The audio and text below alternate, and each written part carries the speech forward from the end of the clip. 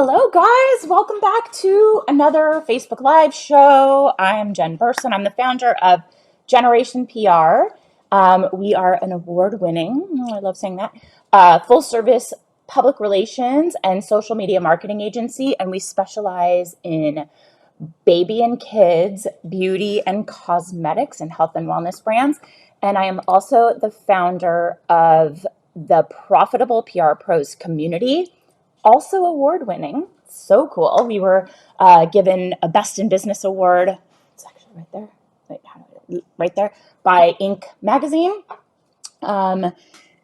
Based on the transformations of members of our community all over the world. So incredibly, incredibly cool. And sorry, I have like 5 hot things cooking right now. People are getting back. I'm going to be the bottleneck for the next hour. But I am so happy that you're here. I'm so happy that you found us. And I am excited to chat about today's topic. Today, we are going to talk about boundaries because, oh my God, some clients just don't respect them. They don't get them. And it's up to us to implement, put them in place, and, set healthy boundaries for ourselves. I'm just looking at this dog. Okay, where is she? Okay, she's staying out. To create the kind of business and life that we want. And that's my entire purpose for being here, just in this world, the PR community, to try to offer strategies, resources, tools, all the things you need to be more profitable, make more money in less time, and more importantly, and probably most importantly, run a business that you absolutely love. I mean, I'm 17 years into running my agency. I still run my agency, and I love it so much. And I get so excited for client wins. I get so excited for press features and new clients. And I realized what a difference it makes in your life to have a business that you love, that totally lights you up, that also works really well with your personal life. And, now as a mom of 2, and my older son is on the autism spectrum and has some other learning disabilities, I need to have work that will support my, family life and how I have to be present for my son. And this has been a gift. And that is why we put together our agency accelerator program. So total side note, but we are going to be doing some fun activities to open the doors for the next cohort of our agency accelerator very, very soon. There is I probably can put a link here to it. Hi, everyone. Oh, look. Oh, gosh. Everyone's talking to me. Hi, Gail, Nelson, and Allie. Hi. Familiar faces and some new people. I'm going to just drop this action plan. So it's really good. You guys, this is a brand new resource. Thank you. 2 new clients. And then another one cooking, and I think it's going to be delayed a little bit. They have to get their ducks in a row. Literally what she said to me, we need to get our ducks in a row. So this is a brand new resource we put together. Really good. It is, you'll see, just grab it. It is the sort of framework. It's my proven framework for growing and scaling a profitable agency on your terms. There's a quick training. It's actually not that quick, honestly. I get so excited about all of the pillars and the content in them that I tend to talk a lot about them because I want everyone to see. For me, in my mind, it's like this puzzle and it all fits together. And when it clicks, it just makes sense. And you see how all of the things you're doing in your business totally support and help the other things, like niching down and every client is a stepping stone and leveraging your results, and then becoming a niche expert and charging more for your services because you're a go-to, you're sought after. So that's what I put together there. Grab it. It's awesome. And let's talk all about these boundaries because, first of all, you guys know that we always base our training off of questions that are asked in our community. And this training is based loosely on the question around how to deal with disorganized clients who frequently send last-minute asks. Okay, so, what do you do in that case? I know that we've all worked with disorganized clients at one point or another. Sometimes they're really busy and it's hard to get their attention when you need something. And then it's always like a fire drill because they waited too long. So we want to help you figure out what to do in these situations to help you avoid headaches. And we also know that there's this really delicate line between setting boundaries, keeping clients happy, and obviously protecting your time and your business. So based on the question we got in the training, I'm going to respond to that. Plus, I also have a few important notes to share about the importance of setting boundaries and where that process starts. And you might be surprised. So let's dive in specifically to that question about last minute asks.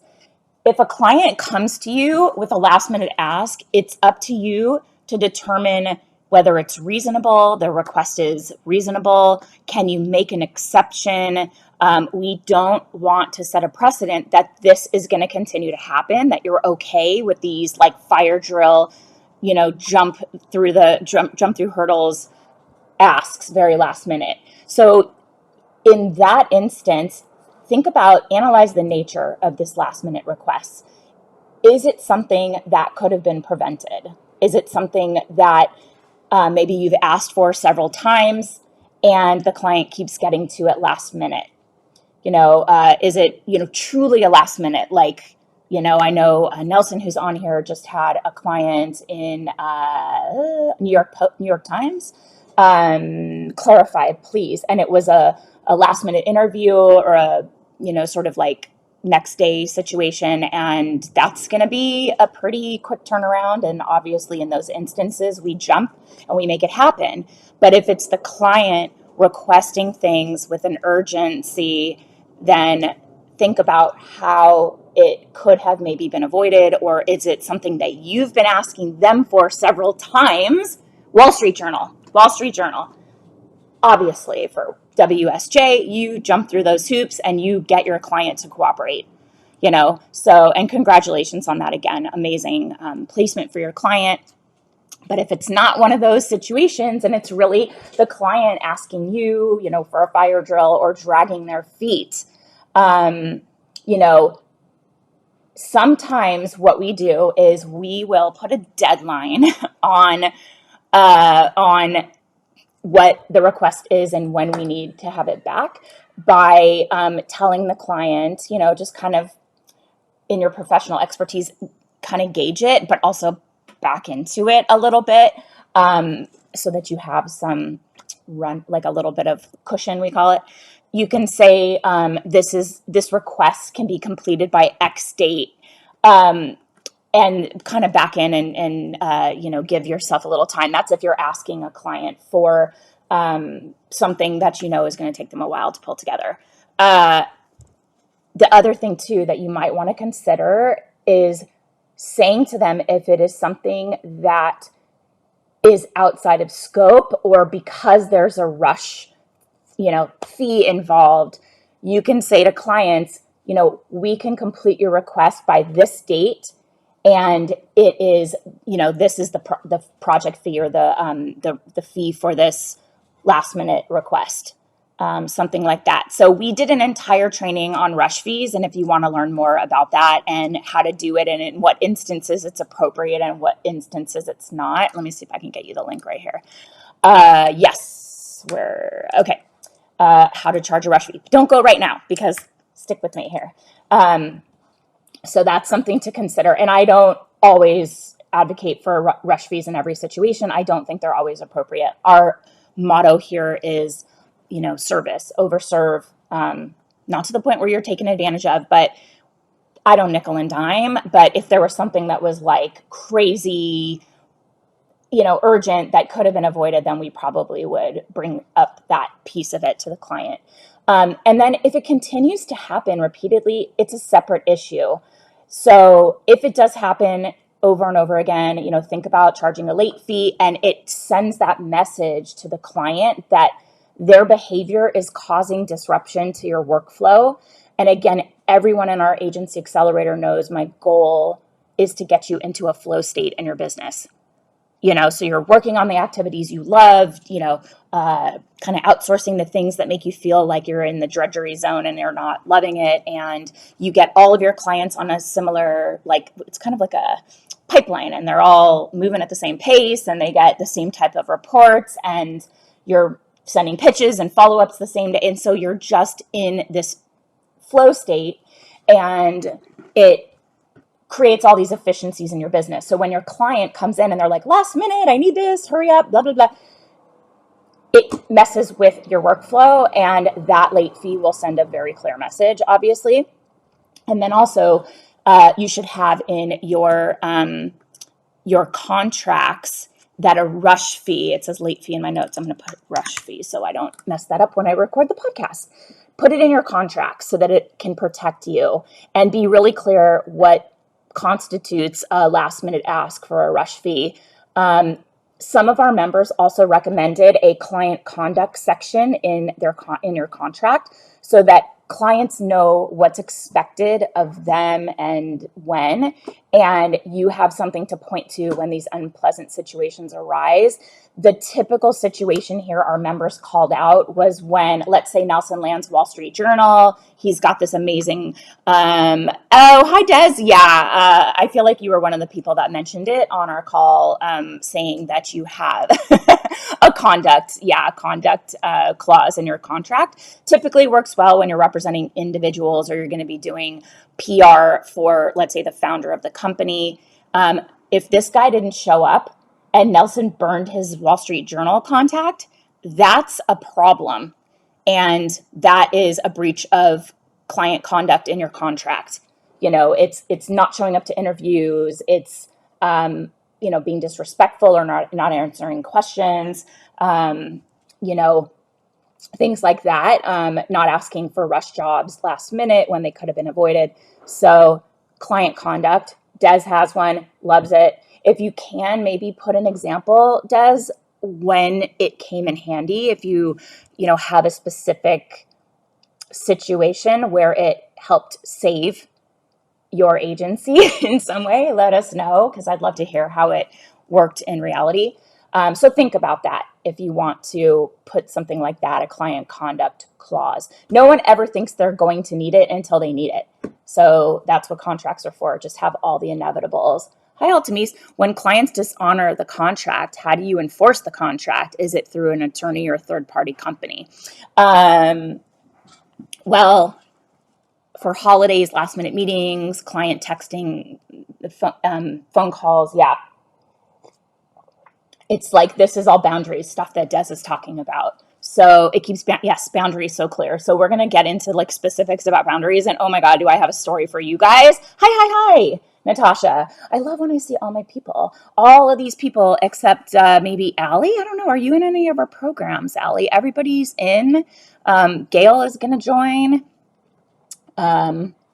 Anyway, and I posted a link to a resource we just put together. So grab it because it's a really good one and it'll get you in that agency growth mindset for 2022. Anyway, so hi, Sasha. Okay, RFPs. Okay, we've done training on RFPs too. Be careful. Don't give too much away. And if you know that so many people are throwing their hat in the ring, maybe don't participate in the RFP. Anyway, that's total sidebar. And Allie, thank you for participating in our Facebook group. And yes, you'll have an opportunity if you want to, jump into any of our programs. They're very, very good. Yes, this group is amazing and so supportive, and I'm so glad that you love all of the advice that we share here. Again, it all comes from members of our community asking these questions. Oh, hi, Ricky. I have one too. She's talking about a client conduct clause, and I used it once, helped guide the conversation when the client wanted new pitches to go out over a holiday weekend when the original plan was to go out after the holiday. The client calmed down and backed down. Yes, and this is like an emotional group therapy support group. And you know what? Natasha's so on the money there, because when we are running our businesses in a vacuum with blinders on, as I did for so many years, like probably, 14 years before I started to bring other PR pros into a community and hear what they're doing and how they're doing it. Um, it's really hard because you're like, am I crazy? Is this right? Is the client crazy? What's going on? Like, and you don't know what other people are doing and you don't know how to address some of these problems. And sometimes we just want to give in. And so Natasha's right. We have this community and people like Des and Ricky and Nelson are sharing their situations and how they solved them. And number one, you're like, I'm not crazy. And number two, you get a roadmap for working through a challenging situation, and in some cases, specific verbiage. Natasha said, oh my gosh, I don't know what I would do without this group. Probably would have gone back to corporate life. Ugh, no, never again. And Natasha, this is your year and we're getting on it. But this group is amazing. It is so fantastic. And I'm so glad that you are all here and you're getting value out of it. So back to this sort of last minute ask with these clients, because I hate it so much. If you have a client that consistently sends these last minute asks, it's probably someone that doesn't value your time or respect your time. And it's honestly not the type of partnership that should exist between clients and PR pros. So to me, that means that you're at their disposal. And if they're dragging their feet, their time's more important than yours. For me, I'm always striving for a partnership with clients. We're trying to become an extension of their team. And, if a client doesn't respect our times, it's not the kind of client that I want to work with. So we can try to course correct. And if it doesn't get better when we're trying to let them know that the things they're asking for and in that time frame are not reasonable, or we're charging a late fee and they're not getting the message, then you have to accept it's probably not ever going to get better. So you need to decide, are you willing to put up with that? Did you charge a pain in the ass tax when it came to your retainer? Sometimes you can build in a nice juicy retainer, and then you have a little, we call it PITA cushion, pain in the ass cushion, for bringing on a team to help support this client, or building out more of a team to help support this sort of needy client. And if you accept that it's never going to get better and you don't want to deal with it, you might need to think about parting ways. And we have done that. And it feels amazing. I'm telling you, it feels amazing to, be like, nice to know ya. See you when I want to be ya. And the nicest, obviously, we part ways always. I know which client, Kelly. Hi, nice to see you. She's saying I should have charged a PITA fee on a specific client. I know which client. So think about that, because it's never going to get better if they continue to do it. And you can explain to the client what you and they are sacrificing with these last minute asks. If it kind of comes up over and over again, it's to the detriment of their, other initiatives that you have in the works for them. They're going to burn relationships. They're going to lose opportunities. Natasha, wasn't it you where you said, and I know I'm not going to name specifics, but you went through your email to recap last year and you realized you had well over a dozen emails with opportunities for a specific client that they never replied to, and those opportunities were lost. And those are the clients that are going to say, what are you even doing for me? Yeah. So those are those clients. And you're going to be like, are you freaking kidding me? How about all of the emails I sent you that you just ignored? So think about, I have ended a contract off of inability to work because they were just not respecting boundaries and disrespectful. Absolutely. Absolutely. I mean, we've done it too. And that is you being a boss and saying, you know what, this is not okay. You have more respect for yourself and your business and your time, and they just don't get to treat you like that. You decide, how do you want someone to treat you? If the client is coming in with a last minute ask and it's reasonable, so you can decide whether you want to jump and handle that, but it's going to be to the detriment of other initiatives that you're working for. And I have to be honest, this is how my relationship with Miranda is. And I respect so much that she will be like, okay, if you want to do that, you have to put all of these other things on hold because this is the plan. So is this important to you to the detriment of all of these other things that we're working on? And I have now learned that not every single thing has the same level of importance or priority. And if I have an idea, I will share it and it'll be on the back burner and we'll figure out the right time for it to happen. But not every idea that comes up and is in a certain time frame is necessary or important. So it's like you realize now that if you're jumping through hoops to make that request happen, it's to the detriment of their other initiatives. You have to tell them that because there's only so much horsepower. There's only so much bandwidth. This tends to come up a lot too with like award requests or award submissions. So if you're providing, can we clone Miranda? Oh my God. Yeah. She's expensive, but she's worth every penny. She's incredible. That's the integrator in my business. She's customer service. If you've ever emailed us and you got a reply, it may look like it's coming from me. But she always signs it. And if I sign it, it really is me. So you'll know who you're talking to, but she's awesome. But yeah, so, oh God, what was I going to say? Something just came up.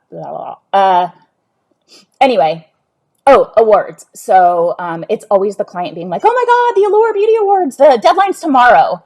So we have really gotten on top of this so we can have time. We're submitting awards for our clients right now.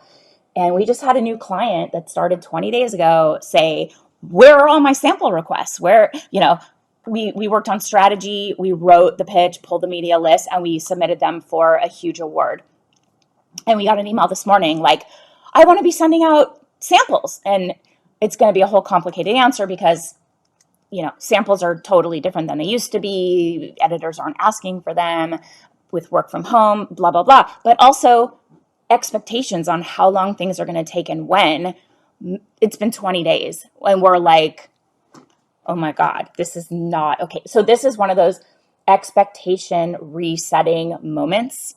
And I think that we're pretty good at them. We're pretty diplomatic. And if they're not getting it, it's going to be a challenging relationship moving forward, to say the least. But we'll handle it. I'll report back, tell you what happens. But yeah, that's where, I'm sorry, we wrote this whole award application. It's really complicated. It took probably 3 or 4 days.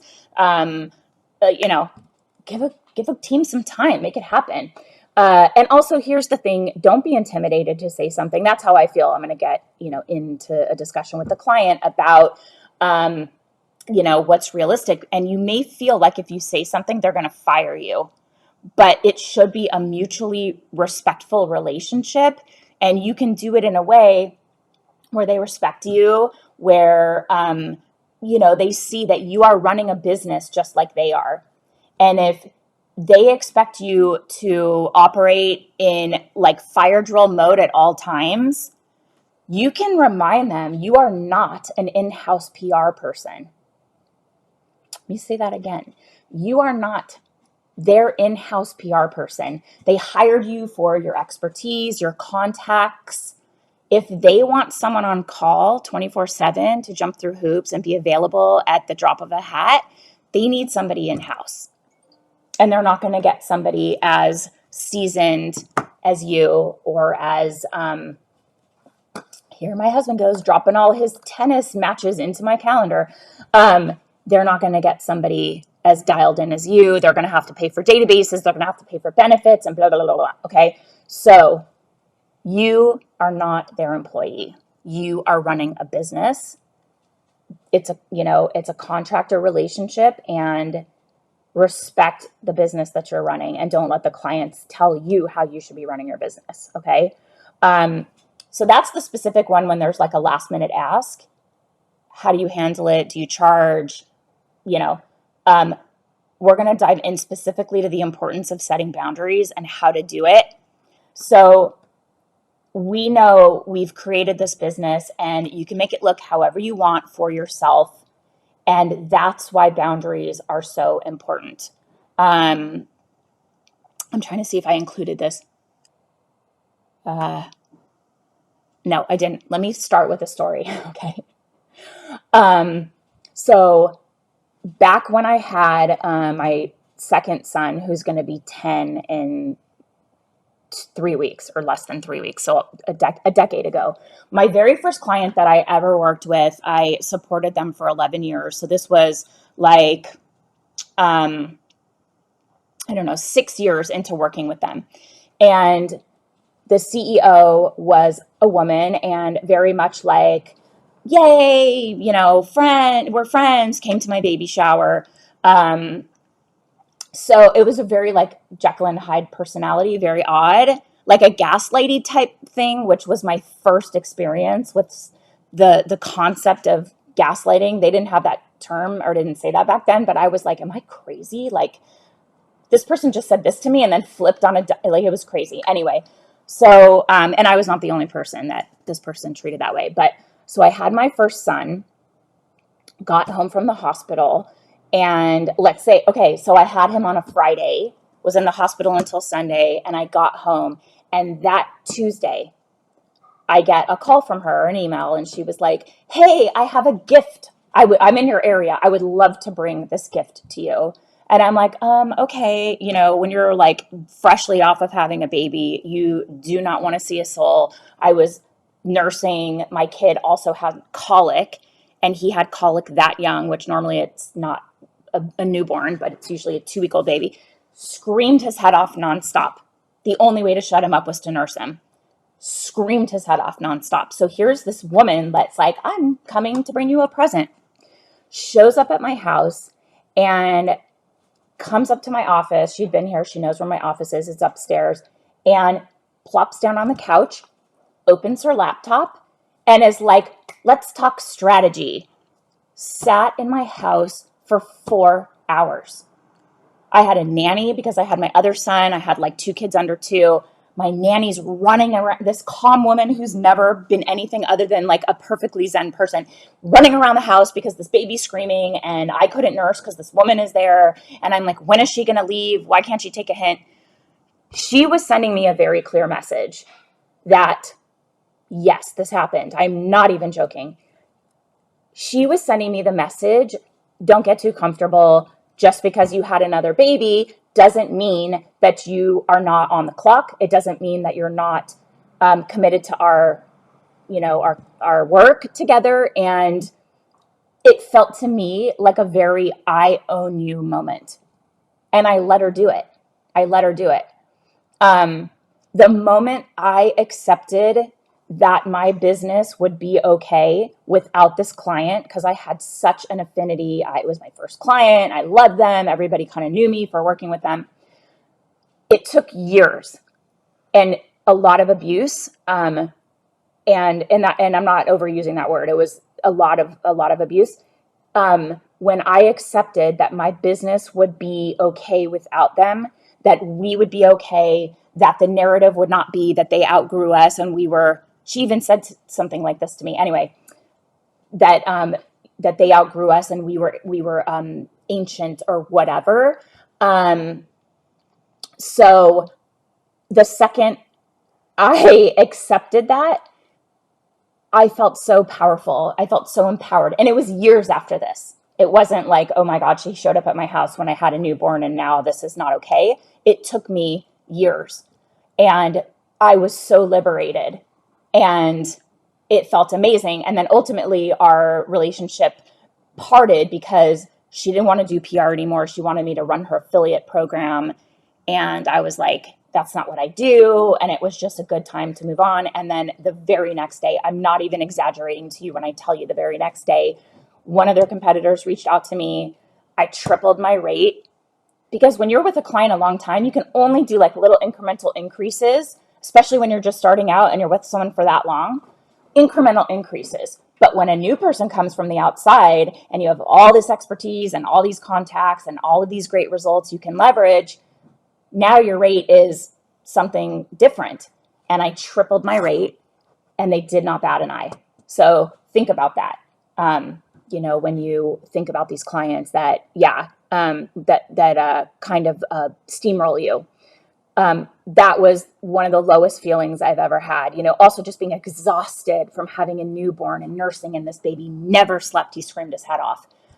And she just showed up at my house, and I was like, get them down. Anyway, so setting boundaries. This is why it's important, and nobody's going to do that to you. But you want your business to look however you want it to look. And that's why we start our own businesses. If you are going to work 24/7 and that's what you want, cool. But that's not what I want my business to feel like. Oh, good, Allie. Oh my gosh, are you having a boy or a girl? That's so exciting. Yes, yeah, you need to hear this message. It's about boundaries. And I think if you're running your own agency, you should get in the agency accelerator, because you will have time to really set up your business to be operational and working really well when you go on maternity or however long you want to. So think about that. It's one of the reasons why I created the program. A boy! I'm a boy mom, two times boy mom. But yeah, this is a discussion we all need to hear, because sometimes clients creep in and we're just like, I guess this is how it's going to be. But set boundaries. And when you have your boundaries in place, clients will respect what your availability is, as long as you're getting the work done. We do not respond to messages after hours. If you allow your clients to send you messages after hours on the weekend, then you'll never really have any downtime. You won't be able to spend time with your family and check out or be present in your personal life. And when Allie has this new baby, time is so incredibly fast and so incredibly slow all at the same time. I cannot explain it, but that's just how it is. You want to be present and enjoy it. You're not sleeping, you're a mess. If you allow clients to creep in on your nights and weekends, you have no connection to what's going on in your, personal life. It's just sort of out of your hands, and you're allowing people in to control all hours and all hours and nights and weekends of your business. So I want you to have a business where you can be present in your life, so that you're not constantly checking email all hours of the day, wondering after hours what clients are texting me or asking for me.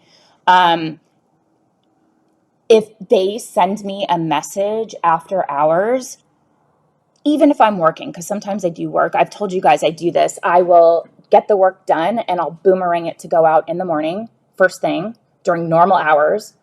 I don't want them to see that I am accessible and online when it's late at night, or on a weekend. And I will tell you, I have not had a client message us, reach out, ask anything. And it's my industry. We're not a 24/7 operation. It's not, breaking news type situation for our clients, but clients don't bother us. They just do not bother us. So, when you have your client do this, text you nights, weekends, blah, blah, blah, the first time they do it, consider how you will reply, because that is setting a precedent.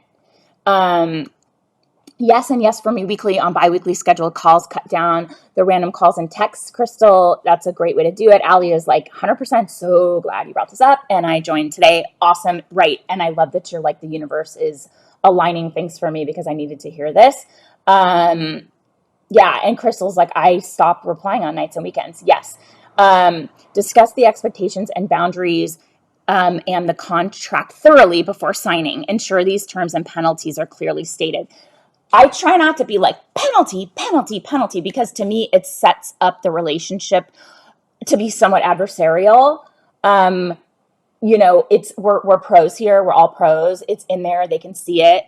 And maybe they will start to, it's like we're training my puppy right now, and it's like reinforcing the good behavior, and, the bad behavior, it doesn't get the same reinforcement or attention. So if my client is messaging me nights and weekends, it is reasonable to get back to them on Monday morning. It is reasonable to get back to them the next day when you're online. So think about the first time you do it, because that is going to set the precedent for how that behavior is addressed. So set very good habits from the first interaction you have with them. Like I said, you may find free time nights, weekends, and also this goes for the proposal. If you are working late at night on a proposal, do not send it. Don't be like, oh my God, they're going to be so happy when they wake up in the morning and my proposal's there. Yeah, if they see you sent it overnight, then now your potential new client sees, oh, my PR agency that we're thinking of hiring works nonstop. That shouldn't be something that they think about when they're considering working with you. It should be the content of your proposal that persuades them. Okay? I try not to do it because they will just be like, I know, forcing boundaries has been great for my mental health. No means no. Yeah. And they respect it, honestly. And Sasha has a way of dealing with it up front, setting these expectations and boundaries, addressing it in the contract.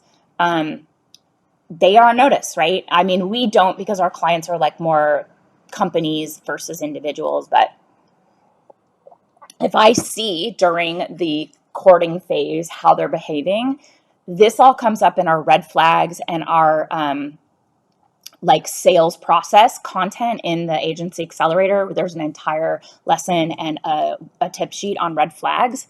That's one of the red flags. So if you see that they're behaving like that in the like courting phase with your proposal, guess what?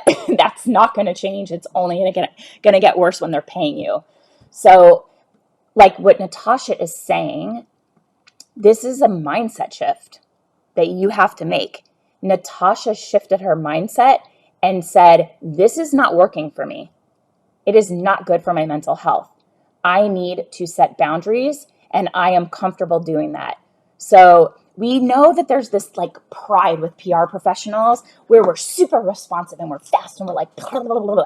And I have a team member that'll send me an email and then send me a text and say, did you get my email? And I'm like, I just literally sat down, like, what are you talking about? Give me a second to just, open my eyes for this morning. That's my team, but they love being super, super responsive. Or I'll say, oh my God, did you see the news? Like something, breaking news.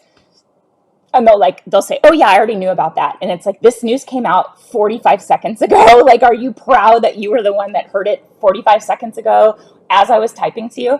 They love to be first and fast. So this is this kind of pride with PR people. They're super responsive. They respond as fast as possible because sometimes this is about breaking news, and you have to respond really quickly. Sometimes you want to align your client with something that's being discussed in the news, like a news jacking approach, and it comes up and you're like, oh my God, I have this idea. Let's respond right away. There is this badge of honor that comes with it with PR pros. Give me a thumbs up or a heart if you know what I'm talking about. Because we're communicators, we're comms pros. So we like to be like, I'm a great communicator and I, respond very quickly and you're going to hear from me. Yeah, look at those hearts. So you have it in your head that maybe you are the one that will not be able to sleep or, be able to focus on anything else or relax until you get that response off. So that's on you. Natasha's like, girl, just went through the same situation. She's talking to Allie. So many red flags, but I was trying to see the best in them. It came to bite me in the behind bad last week. Retainer is up next week, and it is the best decision for the both of us. Definitely listen to your intuition. Yeah, a lot of what we talk about in our programs is honing in on your intuition and not ignoring it. And the red flag situation is like one of the biggest opportunities to listen to what your gut is telling you. Because sometimes we talk ourselves out of it because money is money. And we're like, a client's a client. And, it'll be fine. It's not going to be fine. So just know, pay attention to that intuition.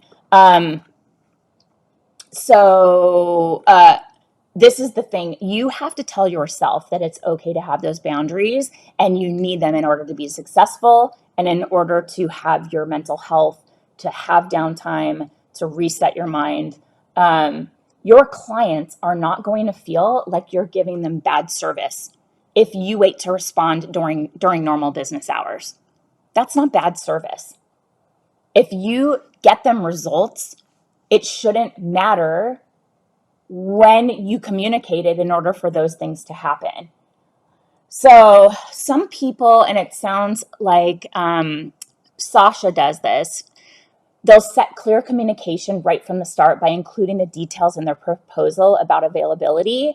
Like, you get one call per month, and I'll be accessible from email during 9 to 5 during the work week. But I personally don't do this, and I don't recommend it. I think that that implies almost like there might be an unprofessional relationship from the start, and you're like planting your flag, and they're, going like, okay, what did I do? I didn't do anything. It usually will not come into play with a corporation or a bigger client. So I would never really say this to them.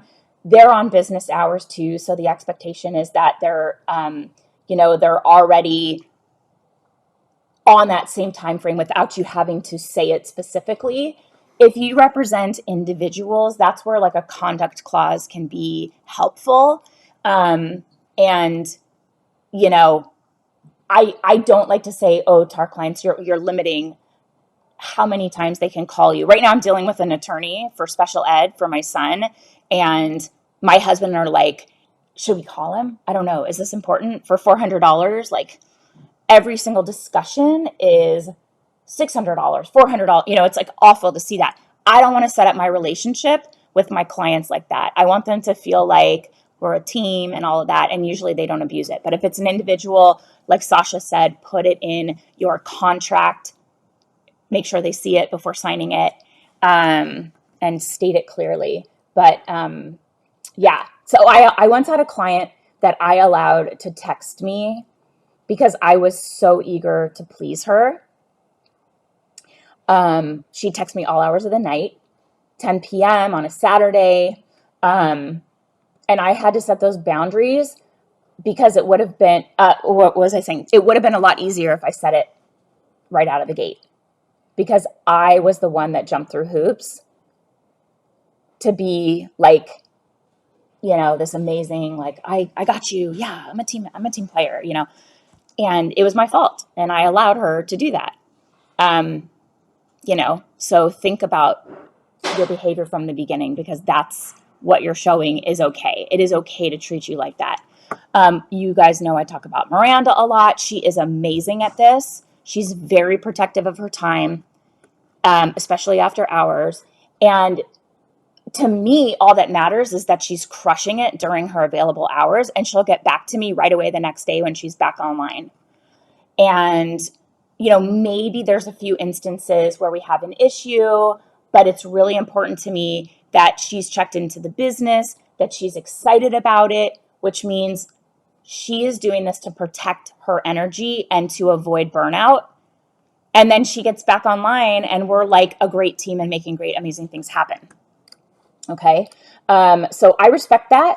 And, trust me, your clients will too. And be confident to do that, because this is your business. You need to set it up in a way that makes you feel good, where you have energy, where you're excited. I don't want a text to come in and you're like feeling that sense of dread. You're like, ugh. We all know those clients when the phone rings and you're just like, ugh, I have to talk to this person. This is awful. Don't allow that to creep into your nights and weekends. And if you take time off, the other thing I want you to know is that is okay. It is perfectly fine and acceptable for you to take time off. For you to, like yesterday, I had an IEP meeting for my son's special ed, and I had to take off in the middle of the day to attend that meeting. I don't have to tell anyone about that. Nobody needs to know. But also bigger, long periods of time. I don't work on Fridays typically. Clients tend not to bother me. What's going on, Lola? There's a loud car outside, and she's like, what? Oh no. And Natasha's saying, this morning saw a text, an instant panic attack. I hate that feeling. How can you avoid that? sometimes when you see those text messages, well, first of all, my clients honestly don't even have my cell phone. We meet on Zoom and they can email me. They don't really text me, but I know some of you represent individuals and sometimes you're going to events and you need to have like instant communication. Um, you know, anyway, so unless you have the kind of work where you have to be connected to breaking news, um, it should not matter when you get your work done. What matters are the results. And it's your job to kind of convey to the client that you're available during your particular hours. And for me, it's not really even explicitly saying it, it's more doing it. Does that make sense? It's um, exemplifying my boundaries when I'm replying, when I'm getting things to them, how quickly I reply to an email. You know, like that email we got this morning, I don't know if anyone on the team has responded to it yet. One of the members of my team is getting married this weekend, so she is offline, and the client knows that. So she chose today as the day to be like, what's happening, when she knows that our main account executive is getting married this weekend and is offline. And she told her, I'm not online Thursday and Friday. Kind of a red flag for me. And I was like, I swear to God, during the courting phase, she was normal, but it's not okay. I know. Allie said, I took a year off because I was burned out, and I am a firm believer what is meant for you is always there for you. I came back after that year and doubled our income. That is so awesome. I love that, because you were refreshed and you were re-energized and you had clarity. You knew exactly what you wanted. And then you realized my time is valuable and I'm not going to allow myself to get burnt out. And when you double your income, you can bring on a team. Some of them show their true colors too late. Yeah, I think this one's going to be good. I think she's just excited. So we'll just sort of reset, I think. But, for me, it's about, I don't say like, I am available these hours, blah, blah, blah, blah, blah. Do not call me nights and weekends. I don't say that. I just do it. And they get the message. And nobody's like, you aren't people are like, they're so responsive. Nobody's ever said that. So, unless there is a breaking news situation, but those are usually few and far between. It's about conveying by your actions, okay? And follow through on these boundaries. Don't just have them in your head and let a client kind of creep in a little bit and then a little more and a little more. Now they're like owning you nights and weekends. And I will say, and for Allie who's pregnant, one of the biggest reasons that I got into PR, and the reason that I love it so much, is the flexibility to be present for my kids. And I made this move before I was even a mom. And I had my agency a few years before I had my two kids. And I had two kids under 2. I nursed them, and my business didn't suffer. We were steady because that was the choice I made. I didn't want to grow during that period, especially with Jack, because he had colic and he screamed for a year. It was a friggin' year. It was horrible. You feel like you are a non-person when you do not sleep and you have this baby shrieking in your face 24/7 and nothing you do can get him to shut up.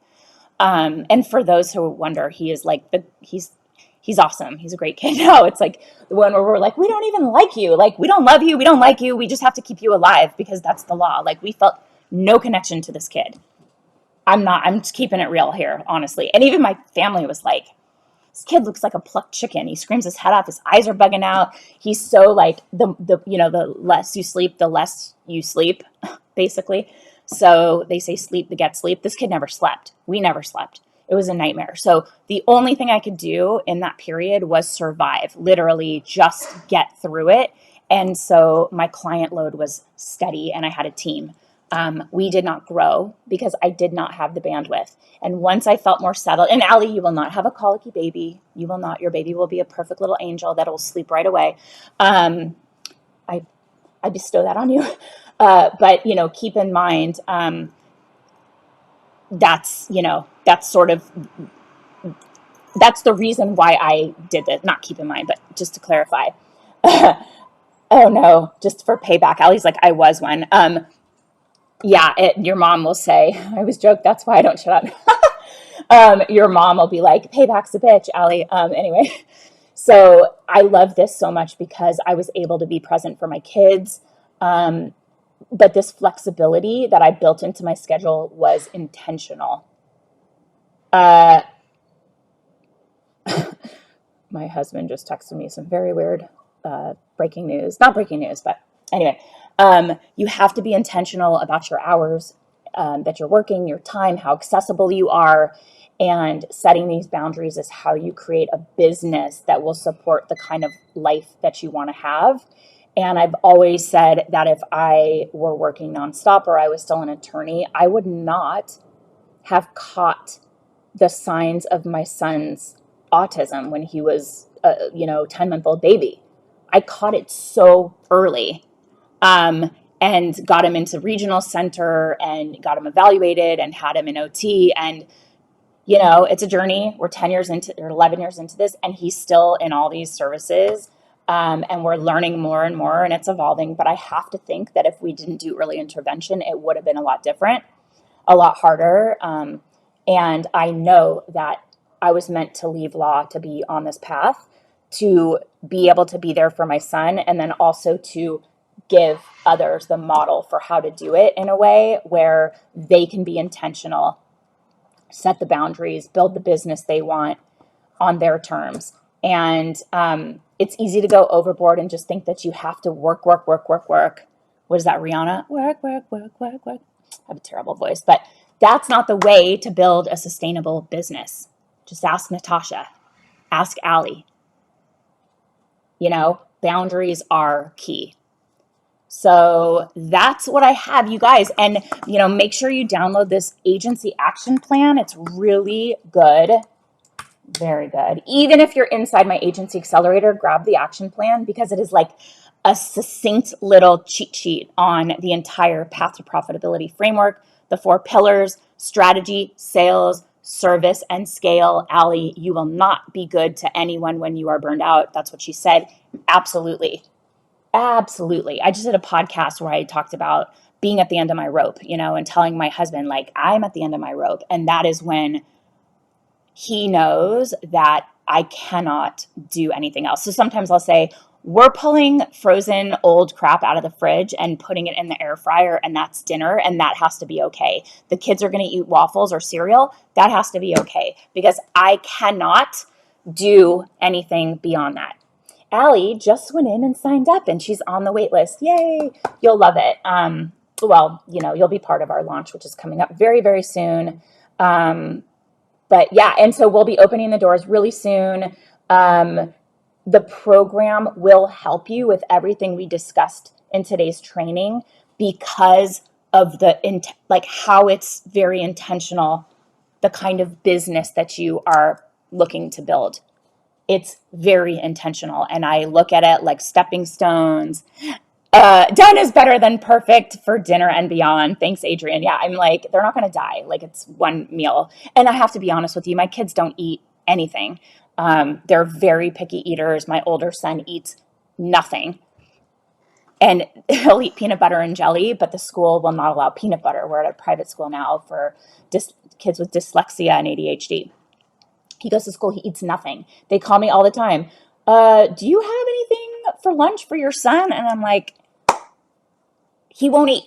Oh, yay, Ricky, you subscribed to my podcast. Guys, if you listen to the podcast or you just feel so inclined, leave a review, leave a rating. It helps people find us. More recently, I'm seeing people are actually finding our podcast, which is so cool to me. We're on Spotify, we're on iTunes,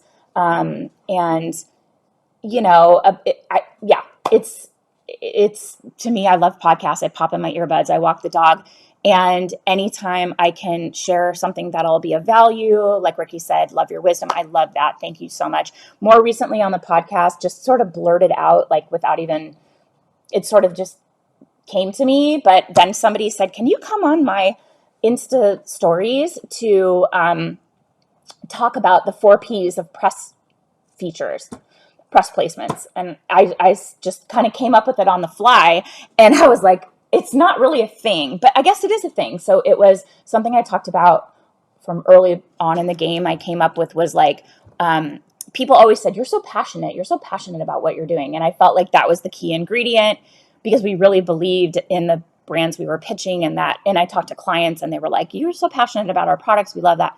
So I said passion plus persistence plus patience equals press placements. And then I was like, actually, there's a fourth P. It's positioning.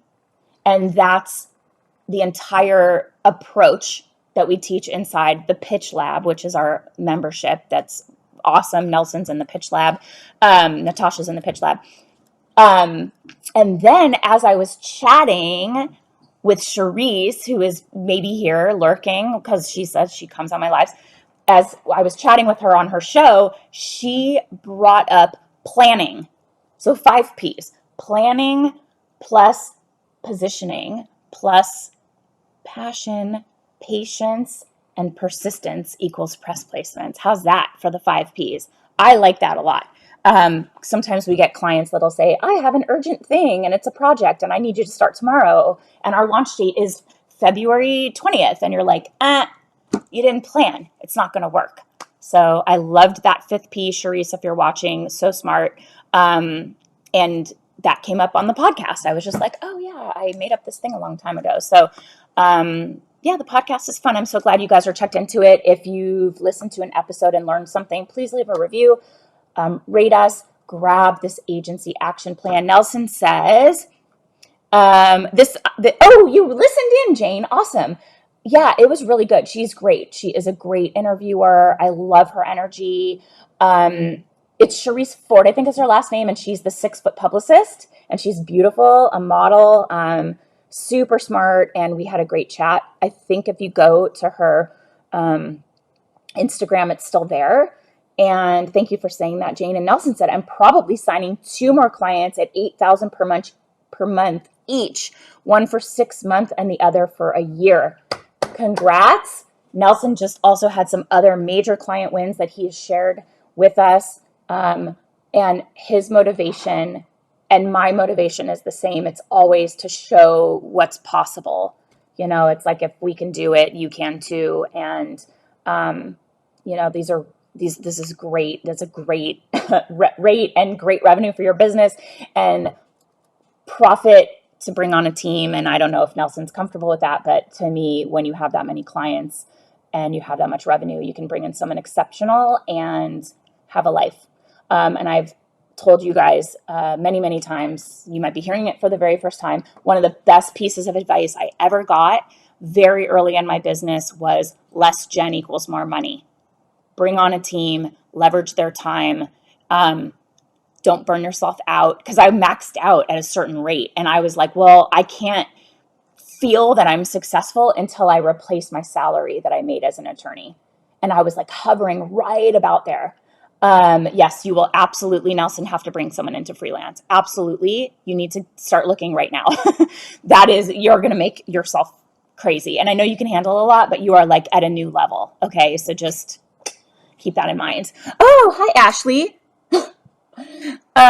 This is so spot on, Jen. I have asked a client to book a time to meet with me with normal working business hours, and they, team of 3, keep telling me that they are working at their jobs during that time and want to schedule with me after 7 p.m. or on the weekends. I'm seriously about to drop them. Ugh, good. I'm glad you see that, Ashley. Stand your ground, or maybe you just do a monthly call instead.